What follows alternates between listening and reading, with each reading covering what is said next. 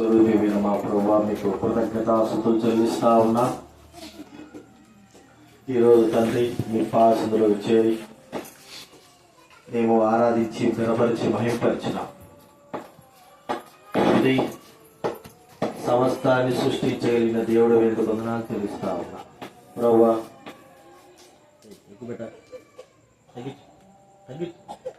ప్రభువా, మీకు వందనాలు చెల్లిస్తా ఉన్నా. ఈరోజు మీ యొక్క రాజ్య సువార్త, ప్రేమ కలిగిన మాటలు, జీవం కలిగిన మాటలు వినడానికి కొరకై అనేకుల్ని మీరు సిద్ధపరచునాయన కనికరించారు తండ్రి. కరెంటును మైకును సిద్ధపరచండి ప్రభువా. మరి శామ్యుల్ బట్టి స్తోత్రాలు, వారికి ఇచ్చినటువంటి కుమార్తె బట్టి స్తోత్రాలు. సంవత్సరం అంతా కాపాడి ప్రభా, 2వ సంవత్సరంలో ప్రవేశపెట్టినందుకు మీకు కృతజ్ఞతాస్తుతులు చెల్లిస్తా ఉన్నా. ఈ యొక్క వాక్యం యొక్క మాటను బట్టి వందనాలు. మీరే మాట్లాడవలసిన మనవి చేస్తూ, నిత్య జీవం కొరకై ఎంతమంది అయితే నిర్ణయింపబడి ఉంటున్నారో వారందరూ కూడా జీవం పొందడానికి సహాయం చేయనైనా కనికరించారు. స్తుతి, ఘనత, మహిమ, ప్రభావాలు చెల్లిస్తూ ప్రభువా, వినగల చెవి గ్రహించగల మనసు దయచేయండి. పాపను గూర్చి, నీతిని గూర్చి మీరే ఒప్పింపచేయండి, మీరే సిద్ధపరచండి. స్తుతులు చెల్లిస్తూ ప్రభు అయిన యేసు నామమున ప్రార్థించి అడిగి వేడుచున్నాం తండ్రి.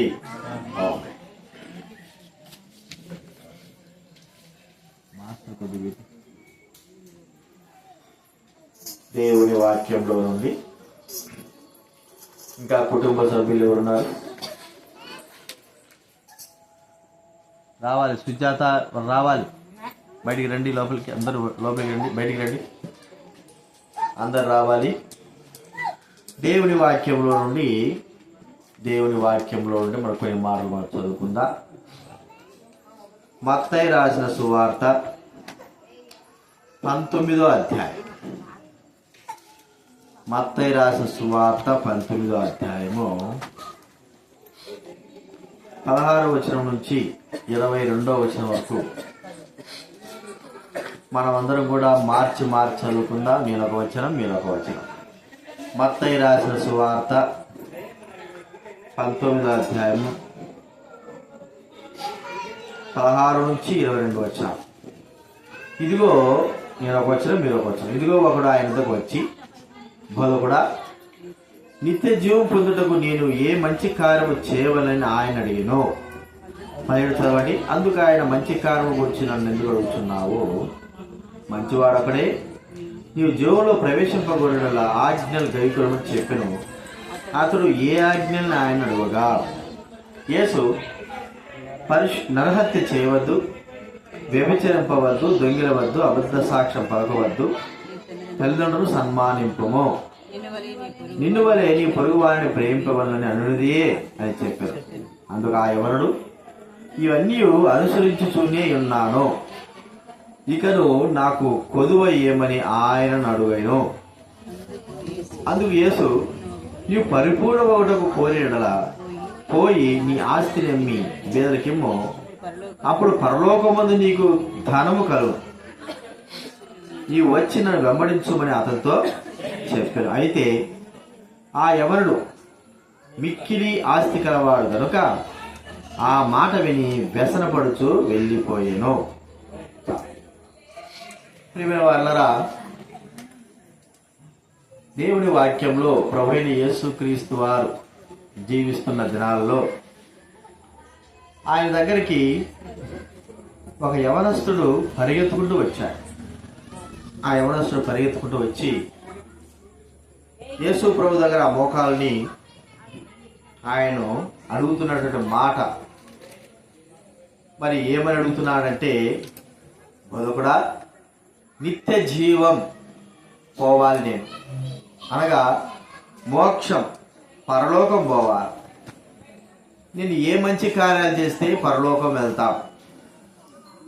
చాలామంది ఏదైనా అడగాలి అనుకుంటే గొప్ప గొప్ప వారిని, భౌతిక సంబంధమైనటువంటి మరి ధనము, మంచి ఉద్యోగాలు, ఇల్లు, కుటుంబము, మంచి స్థాయి, మంచి చదువు, ఇవన్నీ అడుగుతారు.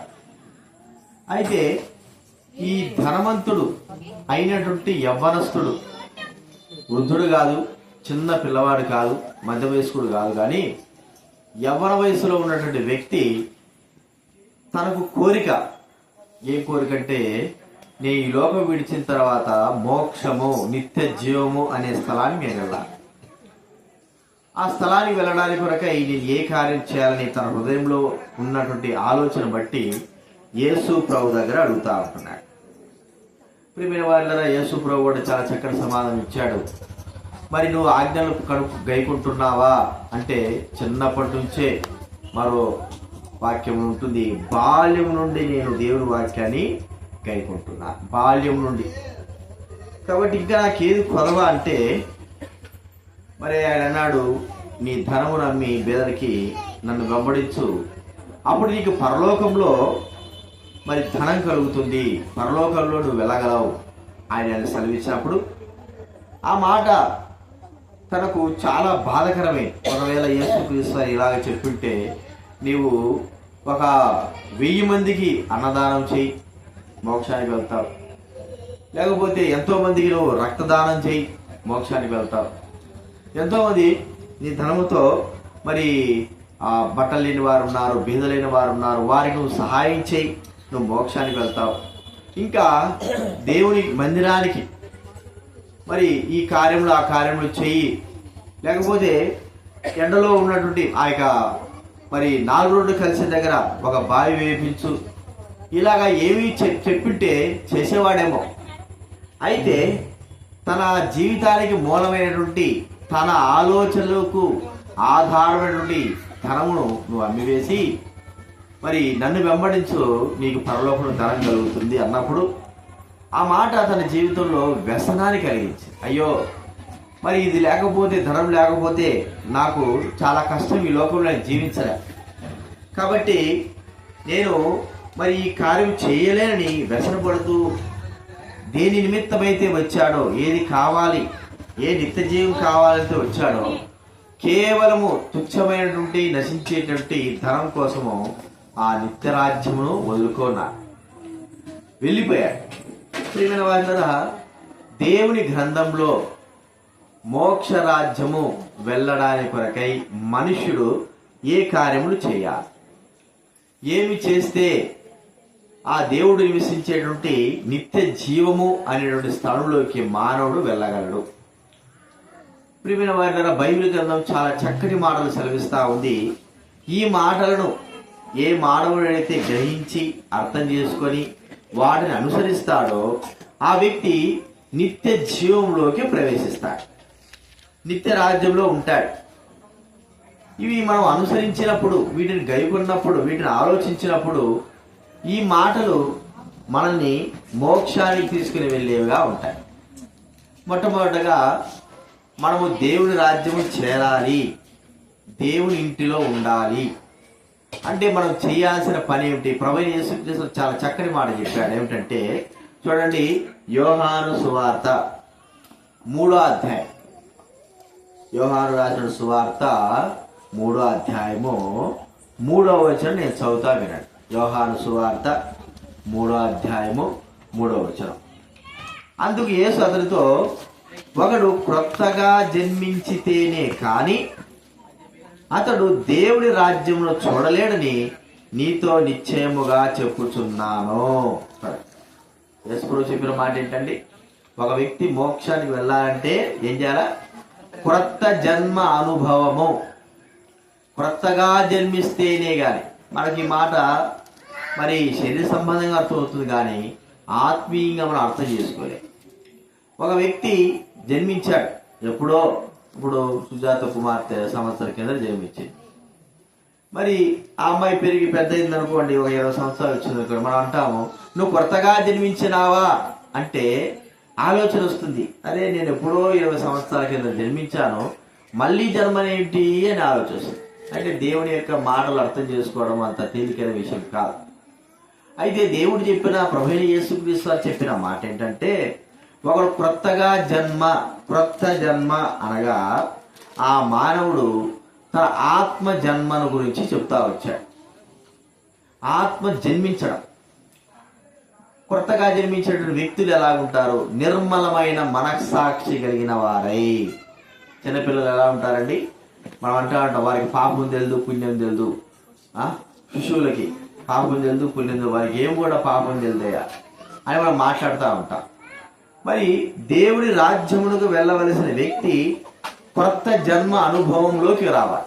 అది ఎవరైనా సరే కానీ, స్త్రీలు కానీ, పురుషులు కానీ, పెద్దలు కానీ, వృద్ధులు కానీ, చిన్నపిల్లలు కానీ, ఎవరైనా సరే కొత్త జన్మ అనగా వారి ఆత్మ రక్షింపబడాలి, వారి ఆత్మ జీవితము రక్షణలోకి రావాలి.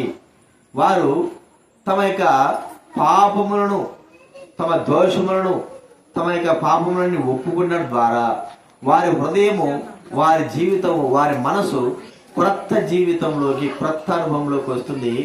దానినే క్రొత్త అనుభవము, క్రొత్త జీవితం అంటారు. ప్రియమైన వాళ్ళ, మానవునికి క్రొత్త జన్మ అనేటువంటి అనుభవం లేకపోతే ఈ దీని గురించి ఏమంటే మారు మనస్సు అనేటువంటి అనుభవం లేకపోతే ఏ మానవుడు కానీ ఎంత ధనమున్నా, ఎంత జ్ఞానమున్నా, ఎంత పెద్ద ఉద్యోగం ఉన్నా, ఏ వ్యక్తి అయినా సరే తన హృదయంలో క్రొత్త జీవితం, క్రొత్త అనుభవం అనేది లేకపోతే ఆ వ్యక్తి దేవుని రాజ్యంలోకి వెళ్ళలేడు. మరి ప్రియమైన వాళ్ళ, దేవుని రాజ్యంలోకి వెళ్ళడానికి ఏమిటి, వెళ్ళలేకపోవడానికి కారణం ఏంటంటే మానవుడు పాపం చేసేవారు, మోసం చేసేటువంటి స్థితి కలిగిన వారు, అబద్ధాలు చెప్పేటువంటి వారు, లోపల దుర్మార్గం ప్రవర్తించేవారు, పాపపు క్రియలు కలిగినటువంటి వ్యక్తులు దేవుని దగ్గరికి వెళ్ళలేరు. అందుకే బైబిల్ గ్రంథం ఏం చెప్తా ఉంది?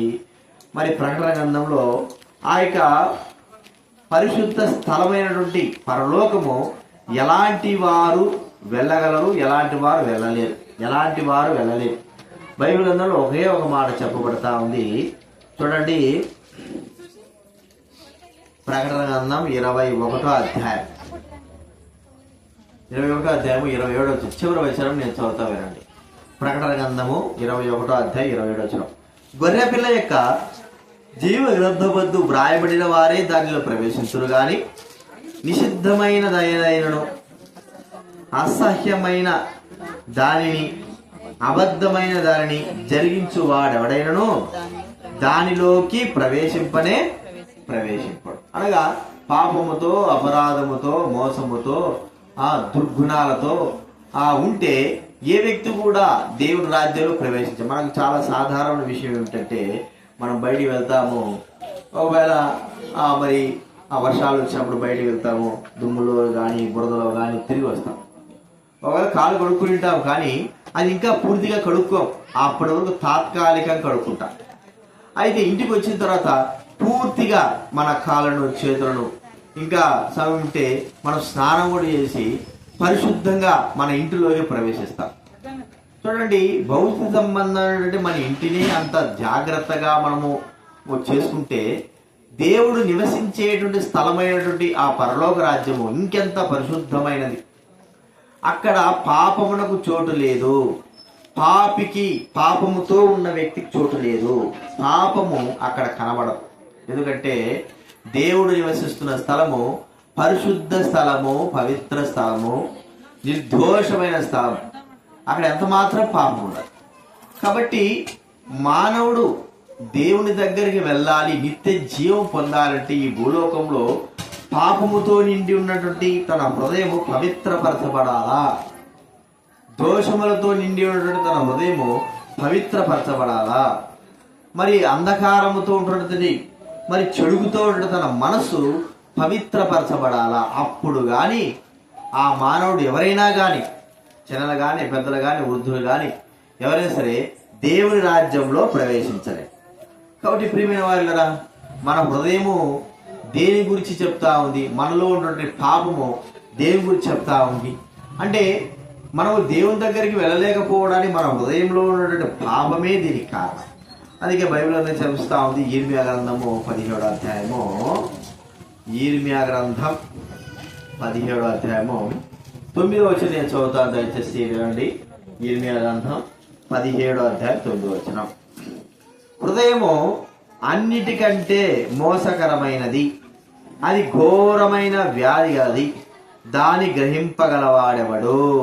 చూడండి, ఘోరమైన వ్యాధి, ఘోరమైన మోసం కలిగిన హృదయముతో ఉన్న మనము ఈ లోకం విడిచిన తర్వాత హృదయ పవిత్రత లేకోకుండా ఏ మానవుడు కూడా పరలోక రాజ్యం చేరలేడు. ఆ విషయాన్ని ప్రభువైన యేసుక్రీస్తు వారు చెబుతా ఉంటున్నారు. ప్రియమైన వాళ్ళ చాలా మంది మరి ఇలాంటి స్థితిగతులు తెలుసుకున్నప్పుడు వాటిని చాలా తేలిగ్గా తీసుకుంటారు. చాలా తేలిగ్గా తీసుకుంటే మనకు ఒక మాట చెప్పుకోవాలంటే, మిలిటరీలో చేరాలనుకున్నారనుకోండి ఎవరైనా యవనస్తులు, మరి వారు యవన జీవితంలో ఉన్నప్పుడు మరి వారు కుంటిగా ఉన్నారనుకోండి, కింద పడింది, కాలు ఎదిగింది, కుంటిగా ఉన్నారు, లేకపోతే వారి శరీరంలో పచ్చబొట్లు పొడిపించుకుంటారు. అందం కోసమో లేకపోతే దేనికోసం పొడిపించుకుంటారు. వాళ్ళకి తెలియదు ఈ పచ్చబొట్ల ద్వారా, లేకపోతే ఈ కాలు విరగడం ద్వారా, లేదా ఏదైనా అవలక్షణము వారి శరీరం ఉండడం ద్వారా వారు దేనికైతే ఎంపిక కావాల్సి ఉందో, ఏ ఉద్యోగానికైతే, ఏ మిలిటరీకి ఉద్యోగానికి ఎంపిక కావాల్సిందో ఆ చిన్న తప్పును బట్టి వారు రిజెక్ట్ చేయబడతారు. ఏమైనా వాళ్ళరా, మరి ఈ చిన్న తప్పే ఈ లోకంలో మరి సహించలేకపోతే పరలోక రాజ్యంలో వెళ్ళాల్సినటువంటి మానవుడు మరి తన హృదయం పవిత్రపరచుకోవాలి. దైవ గ్రంథం చెప్పేది ఏమిటంటే, మానవుడు హృదయం పవిత్రపరచబడాలి, కానీ మానవుడు తన సొంత జ్ఞానం చేత, సొంత తలంపుల చేత, సొంత ఆలోచన చేత, సొంత క్రియల చేత తనను తాను పవిత్రపరచుకోవాలనేటువంటి ఆశ కలిగిన వాడుగా, ఉద్దేశం కలిగిన వాడుగా ఉంటున్నాడు. మరి తను పవిత్రపరచుకోవచ్చు కదా అంటే, ప్రియమైన వాళ్ళరా, బట్టలు ఉత్తుకోవడం తేలికేమో కానీ, శరీరంలో స్నానం చేయడం తేలికేమో కానీ, మనిషి యొక్క హృదయాన్ని పవిత్రపరచుకోవడం మానవుని వలన కాదు, పరమాత్ముడైనటువంటి ప్రభువైన దేవుని వలన, ప్రభువైన యేసుక్రీస్తు వారి వలన మాత్రమే ఆ కార్యం జరుగుతుంది. కాబట్టి ఇక్కడ మనం చూస్తే మరి ఎలాగా పరిశుద్ధుడైన దేవుడు మానవుని యొక్క హృదయ అంతరంగాన్ని కడిగి పవిత్రపరచగలిగినటువంటి శక్తి సామర్థ్యాలు కలిగిన వాడై ఉన్నాడు. ప్రియమైన వాళ్ళరా, మనం అనుకుంటాము చాలా స్వల్ప విషయమే కదా అనుకుంటాం, కానీ ఈ కార్య విషయమై ప్రభువైన యేసుక్రీస్తు వారు మరి జరిగించినటువంటి గొప్ప కార్యం ఏమిటంటే, ఈ భూలోకంలోకి మానవుని రక్షించడానికి, మానవుని హృదయంలో ఉన్నటువంటి పాపం తొలగించడానికి, మానవునికి పాపమును తీసివేయడానికి ఈ లోకానికి వచ్చాడు. చూడండి, ఒక మాట మనకు వాక్యం రాయబడింది. 1 యోహాను రాసిన పత్రిక 3వ అధ్యాయము, 1 యోహాను రాసిన పత్రిక 3వ అధ్యాయము 4వ వచనం నేను చదువుతాను, లేదా 5వ వచనం చూడండి. 5వ వచనం మొదట్లో ఏంటంటే, పాపములను తీసివేయుటకై ఆయన, అనగా యేసుక్రీస్తు వారు ప్రత్యక్షమాయని మీకు పాపాలను తీసివేయడానికి కొరకై ప్రభు యేసుక్రీస్తు వారు రావాల్సి వచ్చింది. ఒక వ్యక్తి నిత్య జీవంలోకి వెళ్ళలేకపోతున్నాడని గుర్తించిన ప్రభు మానవునికి సహాయం చేయడానికి కొరకై యేసుక్రీస్తు ఈ లోకంలోకి శరీరధారిగా, మనుషునిగా ఈ లోకంలోకి వచ్చాడు. ప్రియమైన వాడరా, మనుషుని శరీరం ధరించినాడు, దేవుని యొక్క స్వభావం కలిగిన వాడుగా ఈ లోకంలోకి వచ్చి మానవుల యొక్క పాప పరిహారం కొరకై, పరిశుద్ధత కొరకై, మానవ హృదయం కడిగి పవిత్రపరచడానికి కొరకై ఈ లోకంలో ఆయన తనను తానే అర్పణగా, బలిగా చేసుకున్నాడు. ప్రియమైన వారిలో యేసుక్రీస్తు వారు చనిపోయినాడు. ఆయన యొక్క రక్తము చేత, ఆయన రక్తం చేత మానవునికి సంపూర్ణ విడుదల, విమోచన కలిగింది. కాబట్టి ఒక వ్యక్తి తన హృదయాన్ని పవిత్రపరచుకోవాలి అంటే అంత తేలికైన విషయం కాదు. దీని కొరకై ముందుగానే దేవుడు చేసినట్టు ఒక గొప్ప కార్యం ఏమిటంటే, కుమారుడైన యేసు క్రీస్తు వారు తనను తాను అర్పణగా, బలిగా చేసుకున్న కార్యము. చనిపోయి సమాధి చేయబడి తిరిగి లేచాడు. మానవుడికి ప్రతి పాపం నుండి పవిత్రపరిచి మానవుడికి మనసు యొక్క హృదయాన్ని, మానవుడికి మనసును క్రొత్త జన్మ అనుభవంలోకి తీసుకొచ్చేవాడుగా చూస్తుంటున్నాం. ప్రియమైన వారులారా, ఈ రాత్రి కాల సమయంలో ప్రభు మనతో మాట్లాడుతుంటున్నాడు. నీ హృదయం ఇంకా పాపంలో ఉందా? ఇక్కడ కూర్చున్నవారు కానీ, వింటున్నవారు కానీ పాపంతోనే జీవిస్తున్నావా? నిత్య జీవం కావాలని కోరుకుంటున్నావు, కానీ నీ హృదయం ఇంకా పాపంలోనే, అపరాధంలోనే, దోషంలోనే ఉంది. దాని నిమిత్తమై నువ్వు ఎన్నెన్నో కార్యాలు చేయాలనుకుంటున్నావు, కానీ ఫలితం శూన్యం. ప్రియమైన వాళ్ళ, మనం ఏ కార్యము చేయకపోయినప్పటికీ మనల్ని ప్రేమించిన వాడు, మన కొరకై తనను తాను అర్పించుకున్నవాడు, మనమంటే ఎంతో ప్రేమ కలిగిన ఆ ప్రభువైన యేసుక్రీస్తు వారు మన కొరకు, మనకు బదులుగా మన నిమిత్తమై ఈ లోకానికి రావాల్సి వచ్చి మన పాపముల కొరకే ప్రాయశ్చిత్తంగా తనను తాను అర్పించుకున్నాడు. కాబట్టి గుర్తించుకుందాం. మొట్టమొదటిగా మనం చూస్తామంటే ఒక వ్యక్తి నిత్య జీవంలో ప్రవేశించాలంటే క్రొత్త జన్మ అనుభవం రావాలి. ఆ క్రొత్త జన్మ అనుభవం ఏమిటంటే మానవునికి మనసు మార్చబడాలి. మనసు హృదయంలో ఉంటున్న పాపము దొరికిపోవాలి, పాపమును తీసివేయాలి. ఇది ఏ వ్యక్తి కూడా సాధ్యపడని కార్యము. కేవలము యేసుక్రీస్తు వారు మాత్రమే ఈ కార్యముని చేశాడని దైవ గ్రంథం మనకు సెలవిస్తా ఉంది. అంత మాత్రమేనా? మానవుడు రెండవదిగా పరలోక రాజ్యం వెళ్ళాలి అంటే ఏ కార్యము చేయాలి? చూడండి, దైవ గ్రంథంలో మనకు ఒక మాట వాక్యంలో రాయబడింది. మత్తయి సువార్త 5వ అధ్యాయం. మత్తయి రాసిన సువార్త 5వ అధ్యాయం. నేను చదువుతా వినండి. 5వ అధ్యాయము 20వ వచనం. మత్తయి రాసిన సువార్త 5వ అధ్యాయము 20వ వచనం. శాస్త్రుల నీతి కంటేను పరిశుద్ధుల నీతి కంటేను మీ నీతి అధికము కాని ఎడల మీరు పరలోక రాజ్యంలో ప్రవేశింపనేరని మీతో చెప్పుచున్నాను. శాస్త్రుల నీతి కంటే మరి పరిశుద్ధ నీతి కంటే మన నీతి అధికము కాని ఎడల బైబిల్ గ్రంథం చెప్తా ఉంది, మానవునికి నీతి క్రియలన్నీ కూడా మురికి పేలికలు. కాబట్టి మరి మానవుడు తన నీతి కార్యాలు అధికము చేయలేకపోతే, అధికము కాకపోతే, ఒక మాట చెప్పుకోవాలంటే మంచి క్రియలు, మంచి జీవితం జీవించకపోతే, బైబిల్ గ్రంథం ఉంది సుగంధ తైలం కంటే మంచి పేరు మేలు. అంటే ఈ భూలోకంలో ప్రభువును అంగీకరించినటువంటి మనము ఆయన చేత, యేసు రక్తం చేత మన హృదయాలు పవిత్రపరచబడిన మనము మంచి వారముగా, నీతి కలిగిన వారముగా, యథార్థత కలిగిన వారంగా మనం జీవించాలని దేవుడు మనకి ఇక్కడ సెలవిస్తా ఉన్నాడు. చాలా మంది ఏదో జీవిస్తున్నారంటే జీవిస్తూ ఉంటారు. కొంతమంది అంటారు లోకంలో మోసం చేయకపోతే ఎట్లా, మోసం చేయకపోతే బతుకుతామా, లోకంలో మోసము అనేది ఉంది, అలాగే మనం నడుచుకోకపోతే బ్రతకగలమా? ప్రియమైన వాళ్ళగా, మానవుడు నీతి క్రియలు కలిగి జీవించకపోతే, నీతిగా జీవించకపోతే, సత్యముగా జీవించకపోతే, యథార్థంగా జీవించకపోతే ఈ లోకంలో ఏ మానవుడు కానీ దేవుని రాజ్యంలో ప్రవేశించి. ఎందుకంటే దేవుని రాజ్యం ఎట్లాంటిదంటే నీతి కలిగింది, సత్యం కలిగింది, యథార్థత కలిగింది.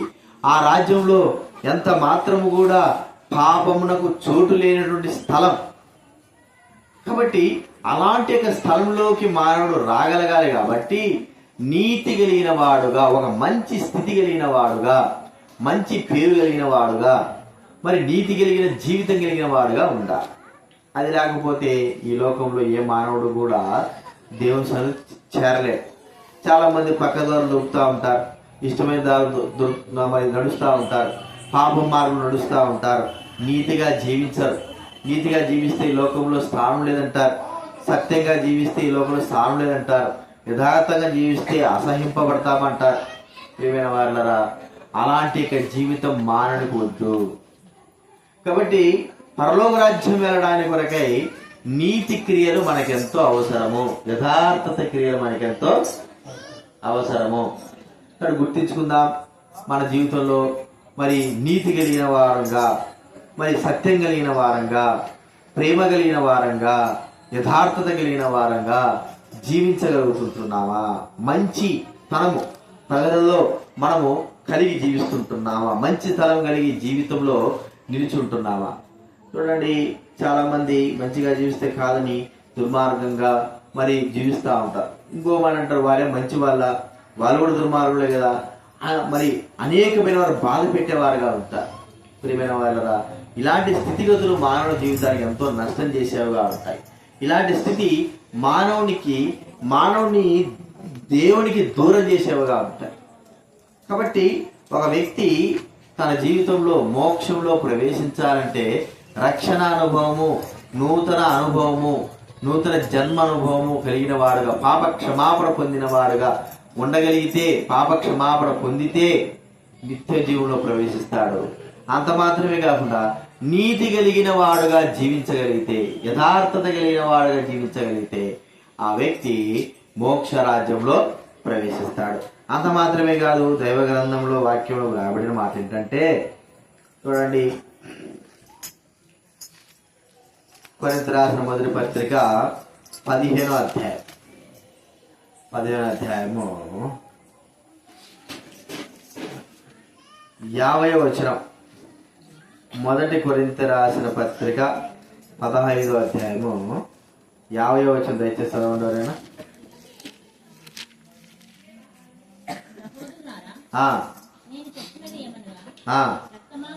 రక్త మాంసములు దేవుని రాజ్యమును స్వతంత్రించుకున్న నేరవు క్షయ అక్షయతను స్వతంత్రించుకున్నదు. రక్త మాంసములు దేవుని యొక్క రాజ్యాన్ని స్వతంత్రించుకో. రక్త మాంసం అంటే ప్రియమైన వాళ్ళరా, మనం జీవించే ఆత్మ సంబంధంగా కాకుండా శరీర సంబంధంగా మనం జీవించే జీవితం, శరీర సంబంధమైన బ్రతుకు, శరీరాసారమైన జీవితం, శరీరాసారమైన ప్రవర్తన అనగా ఈ యొక్క రక్త మాంసములు శరీరముతో దేవుని సన్నిధిలోకి శరీరముతో దేవుని సన్నిధిలోకి చేరలేము. అయితే ఈ శరీరము ఎలాగ చేరగలుగుతాము? మరి దేవుని రాజ్యంలో చేరాలంటే ఆత్మ సంబంధమైనటువంటి క్రియలు కలిగిన వారంగా ఉండగలిగిన వారైతే ఖచ్చితంగా మనము దేవుని సన్నిధిలో చేరతాం. ఎందుకంటే శరీరము ఎంత మరి నష్టం కలిగించే ఈ శరీరం ద్వారా పాపంతో ఉన్నటువంటి శరీరం. కానీ ఈ శరీరం ద్వారా దేవుని సన్నిధికి చేరడం, రక్త మాంసములు దేవుణ్ణి రాజ్యమును స్వతంత్రించుకోవడం, ఆత్మస్థితి కలిగిన వారముగా మనం జీవించాలా. ఆత్మీయ నుండి అనగా దేవుని యొక్క ఆలోచన ప్రకారంగా, మానవుడికి శరీర సంబంధం ప్రకారం కాదు కానీ దేవుని ఆలోచన ప్రకారంగా మానవుడు జీవించగలిగితే వాళ్ళరా మరి మానవుడు దేవుని రాజ్యం స్వతంత్రించుకుంటాడు. ఇంకో మాట చెప్పుకోవాలంటే దేవుని వాక్య ప్రకారంగా, దేవుని మాటల ప్రకారంగా జీవించాలి. కాబట్టి దేవుని వాక్యమును మనము గైకొనే వారంగా ఉండాలి. దేవుని వాక్యమును మనం అనుసరించే వారంగా ఉండాలి. దేవుని మాటలు మనకెంతో యథార్థమైనవి, సత్యమైనవిగా ఉంటాయి. అవి మన జీవితానికి వెలుగును, మన జీవితానికి మరి నిత్య రాజ్యమునకు వెళ్ళేటువంటి మార్గమును మనకు చూపేవిగా ఉంటాయి. కాబట్టి దేవుని వాక్యం మనకి ఎంతో అవసరం. అందుకే ఆ యొక్క మరి మత్తయి సువార్తలో ఆ ధనవంతుడి గురించి చెప్పిన మాట ఏంటంటే, నీవు మరి దేవుని ఆజ్ఞను అనుసరిస్తున్నావా? చూడండి, ఒక మాట ఉంది మత్తయి 19వ అధ్యాయంలో చక్కటి మాట. ఆ వ్యక్తి నాకు నిత్య జీవం కావాలనుకున్నప్పుడు ఆ వ్యక్తితో ప్రభు చెప్తున్న మాట చూడండి. అందుకు ఆయన మంచి కార్యం గురించి నన్ను ఎందుకు అడుగుతున్నావు? 19వ అధ్యాయం 10వ వచనం. మంచివాడొక్కడే, నీవు జీవంలో ప్రవేశింపకూడలా ఆజ్ఞలను గైకొనము. కదండి, శరీర సంబంధమైన వ్యక్తి ఆజ్ఞలు గైకొనడు, వాడి ఇష్ట ప్రకారం జీవిస్తూ అంటాడు. అనగా మోసంలో, అబద్ధంలో వీటిలో జీవిస్తూ ఉంటాడు. మీ లోపల ఎవరుండాలండి? లోపల ఎవరు? తిమోతి, లోపల ఏం చేస్తున్నారు మీరు? లోపల ఏం చేస్తారు మీరు? ఇక్కడ వాక్యం ఏంటంటే, తిమోతి, లోపల ఉండే వాళ్ళు బయటికి రండి దయచేసి. ఎవరు మాట్లాడద్దాడా? వాక్యం జరిగేది ఏంది, మీరు చేసేది ఏంది పని? ఆడ రావాలి, మీరందరూ వస్తేనే నేను వాక్యం చెప్తా, లేక చెప్పను నేను. అసలు మిమ్మల్ని ఎవడు ఇంట్లో పోమంటున్నారు? మిమ్మల్ని రండి, బయటికి రండి. ఇట్ట దేవుడి నామాన్ని అవమానపరచొద్దు దయచేసి. లోపలికి రావాలి, బయటికి రావాలి అందరూ. రండి బయటికే. రామదాసనా,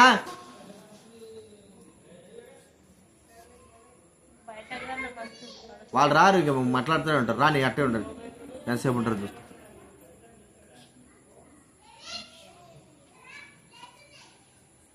కాబట్టి దేవుని వాక్యము మనకు చెప్తే మాట ఏంటంటే, దేవుని ఆజ్ఞలను అనుసరించాలి. దేవుని ఆజ్ఞలు ఎంతో గొప్పవండి. ఈ దినాల్లో దేవుని ఆజ్ఞలు మనం అనుసరించలేని వారంగా ఉంటాం. ఈ లోకంలో దేవుని ఆజ్ఞలను మరి భారముగా ప్రవర్తిస్తూ ఉంటాం. చాలా మంది దేవుని ఆజ్ఞలు చాలా మరి వాటిని తృణీకరించే వారుగా ఉంటారు. దేవుని ఆజ్ఞలు చాలా ప్రాముఖ్యమైనవి. దేవుని ఆజ్ఞలు ఎంతో గొప్పవి. ఈ ఆజ్ఞలను అనుసరించేవారు ఏమి చేస్తారంటే దేవుని ప్రేమించేవారుగా ఉంటారు. దేవుని ఆజ్ఞలను మనం అంటే ఒక మాట రక్తమాంసంలో దేవురాన్ని స్వతంత్రించుకోవడం అంటే మరి శరీర సంబంధమైన కార్యములు, శరీర సంబంధమైన వ్యక్తి ఈ లోక సంబంధమైన వాటిపైన ప్రేమ కలిగిన వాడుగా ఉంటాడు. అయితే ఆత్మ సంబంధంగా నడుచుకునే వ్యక్తి దైవికమైన ఆజ్ఞల ప్రకారంగా నడుచుకోవాలని ఇష్టపడేవాడుగా ఉంటాడు. కాబట్టి గుర్తించుకుందాం, మన జీవితంలో అలా మరి ఆత్మ సంబంధమైన కార్యములు కలిగిన వారంగా దేవుని ఆజ్ఞలను అనుసరించే వారంగా ఉన్నారు. మనమే కాదు, మన పిల్లలు కూడా అలాంటి అనుభవంలోకి మనము రావాలి. అందుకే ఈ యొక్క యవనస్తుడైన వ్యక్తి ఎలాగా ఉంటున్నాడంటే, నేను చిన్నప్పటి నుంచి బాల్యం నుండి నేను దేవుని వాక్యాన్ని గైకుంటున్నాను. బాల్యం నుండి మన పిల్లలకు కూడా బాల్య సంబంధం నుంచి దేవుని యొక్క మాటను మనం ఏం చేయాలా, గ్రహింపులోకి తీసుకురావాలి. కాబట్టి ప్రియమైన వాళ్ళని గుర్తించుకుందాం. మరి పరలోక రాజ్యం ప్రవేశం కలిగిన వారు ఇలాంటి రక్త మాంసములుగా ఈ లోక సంబంధంగా జీవించే వ్యక్తులుగా కాకుండా ఆజ్ఞల ప్రకారంగా నడుచుకున్న వ్యక్తులే దేవుని రాజ్యపు వారసులుగా చేయబడతారు. కాబట్టి గుర్తించుకుందాం, మన జీవితంలో మరి దేవుని ఆజ్ఞ ఏమిటి? దేవుని ఆజ్ఞలు, దేవుని ప్రేమించాలా, నిన్ను వెళ్ళి పొరుగువారిని ప్రేమించాలా, యథార్థంగా సత్యమైన మార్గం నడుచుకోవాలా. ఇవి ఆత్మ సంబంధమైన కార్యములు. శరీర సంబంధమైన ఎలా చూస్తాడు? పాపంలో, మోసంలో, వ్యభిచారంలో, దొంగతనంలో, అబద్ధాల్లో, త్రాగుడులో, వీటిలో జీవిస్తాడు. తన జీవితము శరీర సంబంధం గడుపుకున్న తర్వాత తన జీవితాన్ని నాశనంలోకి తీసుకుని వెళ్ళేవాడుగా ఉంటాడు. కాబట్టి గుర్తించుకుందాం. ఇక మనం చూస్తూ ఉంటే తర్వాత ఆ వ్యక్తి మరి నీతిగా జీవించడమే కాకోకుండా శరీర సంబంధంగా జీవించిన వ్యక్తి దేవుని రాజ్యంలోకి ప్రవేశించలేడు. అంత మాత్రం ఒక్క మాట చూసుకుని ముగించుకుందాం. దయచేసి దేవుని వాక్యంలో నుండి చూడండి. దేవుని వాక్యం నుండి ఎఫెస్సీ రాసిన పత్రిక 5వ అధ్యాయము 5వ వచనం. ఎఫెస్సీ రాసిన పత్రిక 5వ అధ్యాయము 5వ వచనం చూడండి. చదువుతా వినండి. వ్యభిచారి అయినను, అపవిత్రుడైనను, ఉదారుడైనను, లోభి అయినను క్రీస్తు యొక్క రాజ్యమునకు హక్కుదారుడు కాడన సంగతి మీకు నిశ్చయముగా తెలియదు. అనగా ఇక్కడ మనం చూస్తూ ఉంటే ఒక వ్యక్తి పాపములో జీవిస్తే, ప్రభు నమ్మిన తర్వాత పాపములో జీవించే వ్యక్తికి దేవుని రాజ్యంలో ప్రవేశ భాగ్యము లేదు. అంటే శరీర సంబంధమైన క్రియలు ఇలాగ ఎన్నో మనం చూడగలుగుతుంటున్నాం. ఆ వ్యక్తి పవిత్రత కలిగిన వాడుగా ఉండాలి. కాబట్టి గుర్తించుకుందాం, మన జీవితంలో పరలోక రాజ్యంలో కావాలనేటువంటి వచ్చినట్టు, ఆ నిత్య జీవం కావాలంటూ వచ్చినట్టు ఆ వ్యక్తి యేసుక్రీస్తు వారికి మాటలు విని మరి దేవుని సన్నిధికి రాలేకపోయినాడు. నిత్య జీవాన్ని పోగొట్టుకున్నాడు. తుచ్చమైన డబ్బు కొరకు, తుచ్చమైనటువంటి ఆ ఆశల కొరకు ఈ లోకంలో తాను జీవించగలుగుతూ వచ్చాడు. ప్రియమైన వారి చివరికి తన జీవితము నిత్య నాశనంలోకి. అలాంటి ధనం కలిగినటువంటి ఒక వ్యక్తి మరి తన జీవితంలో దేవుని మాటలను ఖాతరు చేయకోకుండా, నీతి క్రియలు జరిగించుకోకుండా, మరి పాపం నుంచి విడుదల పొంది నూతన జన్మ అనుభవంలోకి లేకోకుండా దేవుని ఆజ్ఞలను దూరపరుచుకున్నవాడుగా మరి త్రాగుతూ తింటూ తన జీవితాన్ని ఎంతో నష్టానికి కలుగజేసుకుంటే ఆ వ్యక్తి చివరికి ప్రియమైన వాళ్ళరా దేవుని రాజ్యంలో ప్రవేశించలేకపోయినాడని దైవ గ్రంథంలో మనకి సెలవిస్తూ ఉంది. చూడండి, లూకాసు వార్త 16వ అధ్యాయంలో, లూకాసు వార్త 16వ అధ్యాయం దయచేసి నేను చదువుతాను. 25వ వచనం. లూకాసు వార్త 16:25. అందుకు అబ్రహాము కుమారుడా, నీవు జీవితకాలం ముందు నీకిష్టమైనట్టు సుఖము అనుభవించితివి, నీకిష్టమైనట్టు జీవించావు. నీ పాపం గురించి ఆలోచించలేకపోయినా, నీ హృదయం యొక్క అపవిత్రత గురించి ఆలోచించలేకపోయినా, నీతిగా ఎంతో ధనం ఉన్నప్పటికీ నీతిగా యథార్థంగా జీవించలేకపోయినావు. అంత మాత్రమే కాకోకుండా నీ పాపంలో దేవుని ఆజ్ఞలను నువ్వు విసర్జించిన వాడుగా, దేవుని మాటలకు దూరం చేసుకున్న వాడుగా ఉంటూ వచ్చావు. అంత మాత్రమే కాదు, శరీర సంబంధమైన క్రియలకు జరిగించిన వాడు ఈ లోకంలో ఉంటూ వచ్చావు. ప్రియమైన వారు, దేవుడు చెప్తాడు, అబ్రహాము చెప్తున్నాడు, ఆ వ్యక్తి అలాగే జీవించాడు. చివరికి ఈ లోకంలో మానవుడు తన జీవితాన్ని తనువు చాలించాల్సి వచ్చింది, చాలించాడు. అయితే ప్రియమైన వాళ్ళరా, తన హృదయ పవిత్రత లేకపోవడం ద్వారా, తను నీతిగా జీవించలేకపోవడం ద్వారా, తను దేవుని ఆజ్ఞలు గైకొనలేకపోవడం ద్వారా, తను శరీర సంబంధంగా శరీర కార్యములు పాప కార్యములు జరిగించడం ద్వారా తన ఆత్మ ఎక్కడికి వెళ్ళిందంటే నిత్య నరకంలోకి వెళ్ళింది.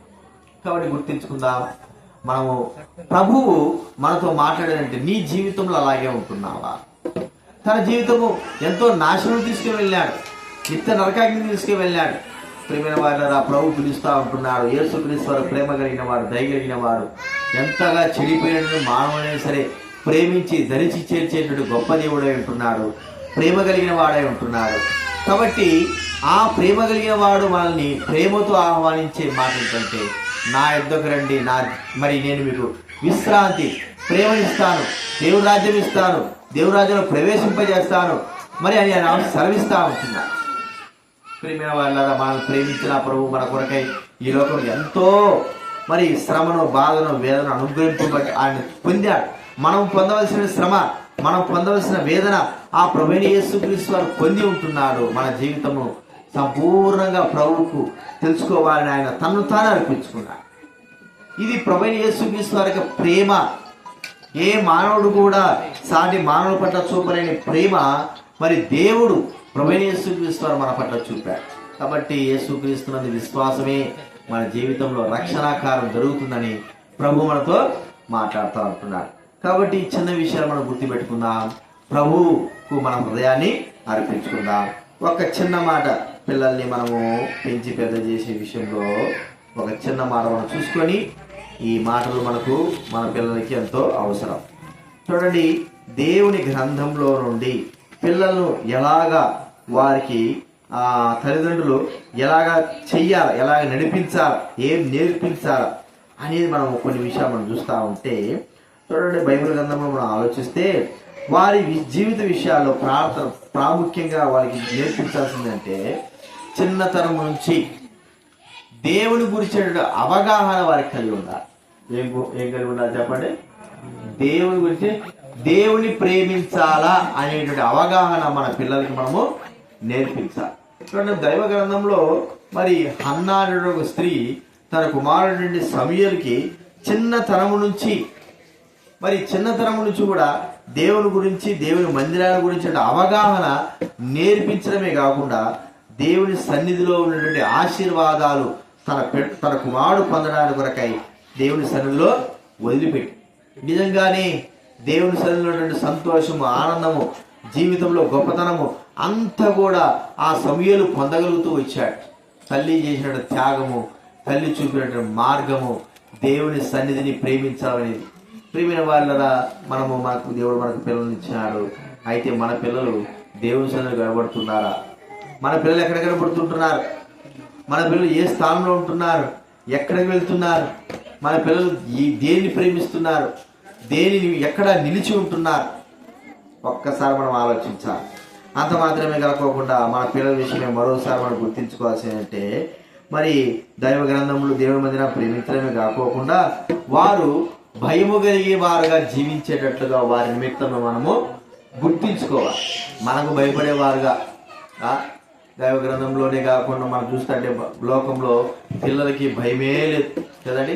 పిల్లలకి భయం లేకోకుండా, భక్తి లేకోకుండా పెంచడాలు, చివరికి వారి జీవితంలో ఎంతో నష్టమైనప్పుడు మనం ఏడవడము, వారు ఏడవడము, మరి ఎంత నష్టమైపోయింది అని కన్నీరు పెట్టుకోవడం ద్వారా ప్రయోజనం లేదు. భయం ద్వారా వారి జీవితంలో ఎంతో మరి ఆశీర్వాదము పొందగలరని దేవుడి వాక్యం మనకి ఇక్కడ సెలవిస్తుంది. భయం ద్వారా వారి జీవితంలో ఆశీర్వాదం పొందగలరు. కాబట్టి ఇంకా ఎన్నో ఉన్నాయి, ఇవన్నీ కూడా మన జీవితాల్లో చాలా ప్రాముఖ్యమైనవి. మన బిడ్డల్ని దేవుని కొరకై పెంచి పెద్ద చేసి వారిని దేవుని నిమిత్తమై మనం ఎప్పుడైతే మనం ఇస్తామో దేవుడు ఆశీర్వదిస్తాడు. మన కొరకు కాదు. చాలా మంది బిడ్డలు తల్లిదండ్రులు లేని వారి కొరకు పెంచుకుంటారు. చివరికి దుఃఖము, వేదన, బాధ చూస్తూ ఉంటున్నాం. మా కుటుంబాల జీవితాలు ఎంతో మంది అలాగే ఉన్నారు, ఏడుస్తూ ఉన్నారు. అయ్యో, మేము ఎంత బాధలో ఉంటున్నాం, మా పిల్లల విషయమై మేము ఎంతో జాగ్రత్త ఉన్నప్పటికీ మరి వారు మాకు దూరం అయిపోయారంటే వారు దేవుని గురించి ఆలోచించేటట్టు చేయకోకుండా మనం చేసుకుంటున్నాం.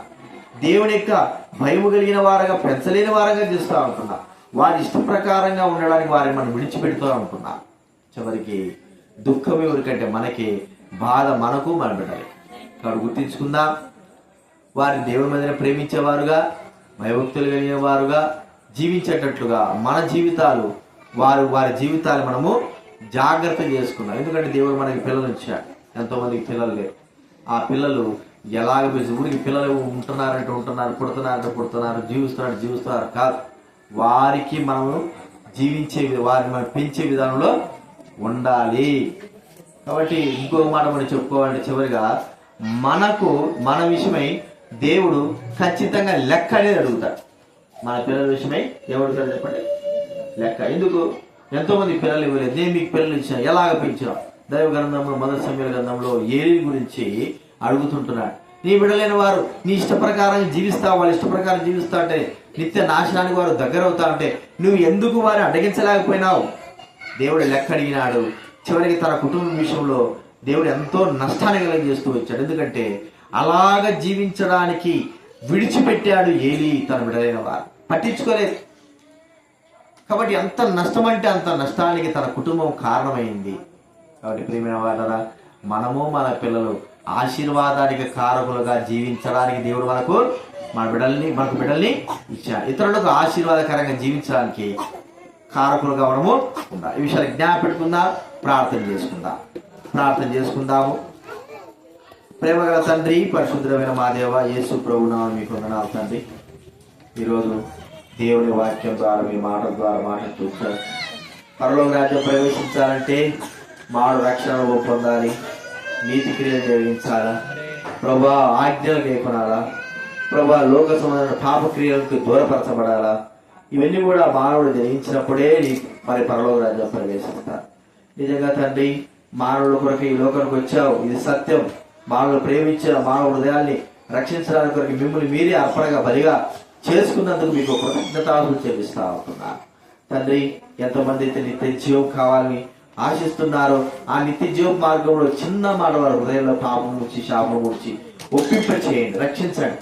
మానవుడు పాపక్షమాపణ దయచేసి మనం చేస్తుంటున్నాం తండ్రి. చిన్నపిల్లల విషయంలో ప్రభా అశ్రద్ధ ప్రభా మేము కలిగిన వారంగా ఉంటున్నాం, వారి విషయంలో ధ్యాస లేని వారంగా ఉంటున్నాం తండ్రి. మందిర విషయమే ఆలోచన కలిగించలేని వారంగా ఉంటున్నాం, భయం కలిగే వారుగా జీవించలేని వారంగా ఉంటున్నాం. చివరికి వారి విషయమే మేము లెక్క చెప్పవలసిన వారంగా ఉంటున్నామని దేవుని వాక్యం మాకు సెలవిస్తా ఉంది తండ్రి. మమ్మల్ని, మా పిల్లల్ని జ్ఞానం చేసుకుని కనిపించారు ప్రభా. శ్యామ సుజాత బడి స్తోత్ర, బిడ్డల బడి స్తోత్ర, కుమార్తె బిడ్డలు ఇచ్చినారు ప్రభా, కుమారుని ఇచ్చినారు ప్రభా. డేవిడ్ లెములు బట్టి స్తోత్రాలు చెల్లిస్తుంటున్నారు. బిడ్డలు దీవించి రక్షించండి. ముఖ్యంగా శ్యామలకు, సుజాత వారి హృదయాల కార్యం జరిగించండి. రక్షణా కార్యం మారుమడుసు దయచండి, జీవితం మార్చండి, వారి బిడ్డలు రక్షించండి. రామదాసన తన కుటుంబాలను రక్షించునైనా కనిపించండి, తన కుటుంబాన్ని రక్షించండి. జరుగుతున్నటువంటి భర్తల బిడ్డలు సహాయం చేసిన మీకు స్తోత్రాలు. బిడ్డ దీవించాల్సి మనం చేస్తూ ముందున్నటువంటి కార్యం జ్ఞాపకం చేసుకోండి.